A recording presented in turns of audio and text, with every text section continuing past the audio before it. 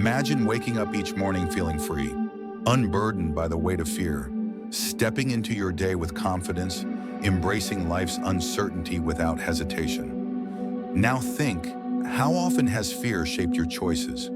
How many chances have you let slip by? How many moments of joy have you unknowingly sabotaged?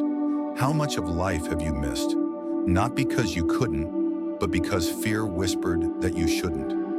Fear is one of the most ancient emotions we know, etched into our biology as a survival instinct. But what happens when that protective mechanism turns into a prison? In this journey, we'll uncover the real nature of fear, where it comes from, how it operates, and more importantly, how to disarm it.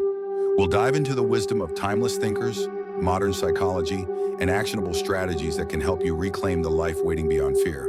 And at the end of this journey lies a revelation so powerful, it will shift your relationship with fear forever. But before we arrive there, we must first understand fear's core.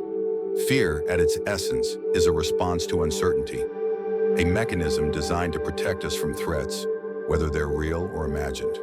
It comes from the amygdala, the brain's ancient alarm system. Back when our ancestors roamed wild lands, fear kept them alive. But today, we're not escaping predators. We're dodging judgment, failure, loneliness. Modern life has rewired ancient instincts to treat emails, public speaking, or uncertain futures as existential threats. Seneca once wrote, "We suffer more often in imagination than in reality." That's the first great truth. Most fear is illusion. It's not the event that paralyzes us, but our perception of it. We catastrophize. Imagine worst-case scenarios, even when there's no real evidence to support them. The irony? Fear itself is often worse than what we fear.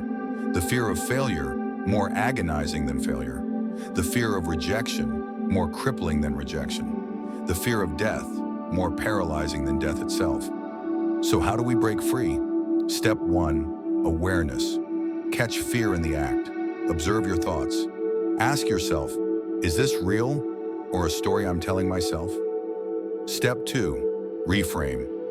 Fear isn't your enemy, it's a messenger. It has something to teach you.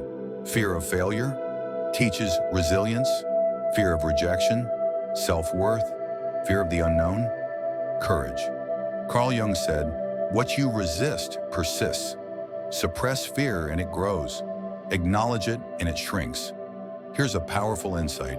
Fear and excitement feel the same in your body. Heart races, palms sweat, breathing quickens. The difference? Interpretation. Try saying, "I'm excited" instead of "I'm terrified." It changes everything. Athletes, performers, speakers, they all use this. Still feel like fear is too deeply ingrained? Then move to the most powerful antidote: action, exposure. Every time you avoid your fear, you reinforce its control. But when you face it, gradually, intentionally, you shrink it. Psychologists call it exposure therapy. Start small. Afraid of speaking? Speak to a few. Afraid of failing? Take a tiny risk. Over time, what once felt terrifying becomes familiar, even effortless. But here's the deeper truth. Fear wears disguises. It whispers in rational tones, telling you to avoid, to wait, to stay safe. But avoidance is fertilizer for fear. It grows strongest in stillness. So consider this. What if the thing you're afraid of is the very door you need to walk through? What if fear isn't a red light, but a compass? Joseph Campbell said, "The cave you fear to enter holds the treasure you seek." That cave, it's outside your comfort zone, and growth only happens there. Between comfort and panic lies the growth zone. That sweet spot where challenge meets capability. That's where transformation lives. Try fear setting, as Tim Ferriss suggests. List your fears. Describe the worst-case scenarios. Then write how you'd prevent or recover from them. It makes fear less monstrous, just shadows on the wall. Remember, fear often stems from the narratives we tell. I'm not good enough. I can't do this. I'll fail.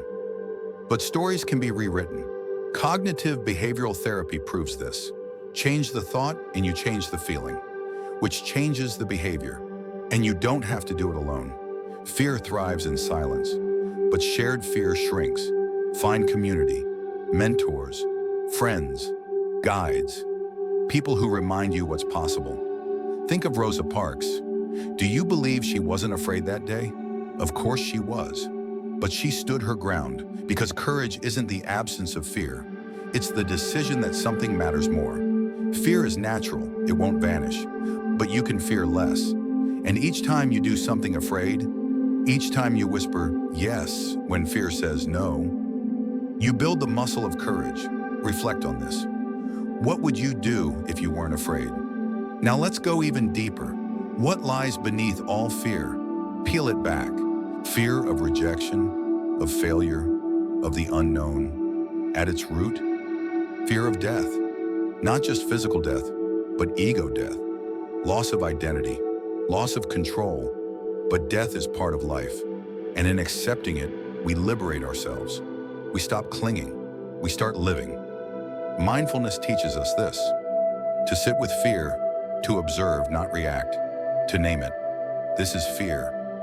To notice the body's response, but not become it. You are not your fear. You are the awareness holding space for it. Neuroscience shows that mindfulness weakens the amygdala and strengthens your calm, rational brain. Try this.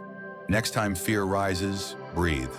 In through the nose, out through the mouth. Say, fear is present, then act from awareness, not reflex. Courage, as Nelson Mandela said, is not the absence of fear, but the triumph over it.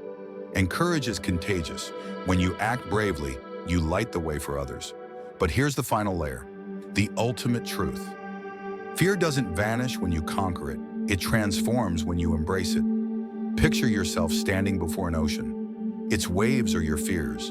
You can run, or you can learn to swim. Rumi said, "Don't move the way fear makes you move. Move the way love makes you move." Let fear be a signal, not a stop sign. Ask, what is this fear pointing me toward? Malala Yousafzai once said, "This is your second life. Don't be afraid. If you are afraid, you can't move forward." Now let's make this practical. First, name your fear. Fear is here, not I am afraid. Second, breathe deeply. Anchor yourself in the present. Third, rewrite the story. I can't becomes I'm learning. Fourth, take action. Small steps, bold intent. Fifth, practice gratitude. Shift your gaze to what's good. Above all, know this: you are not broken. You are not weak for feeling fear. You are alive. And fear is proof that you're reaching for more. So ask yourself again, what would my life look like if fear didn't make my decisions? Because here's the last, most powerful truth. The life you long for isn't waiting beyond fear. It's waiting through it. The path is not around fear, it's through it, step by courageous step. And so I leave you with this. If not now, when? If not you, who? The world is not something to fear. It is something to love, to explore, to live fully. You already have what you need. Go, live boldly.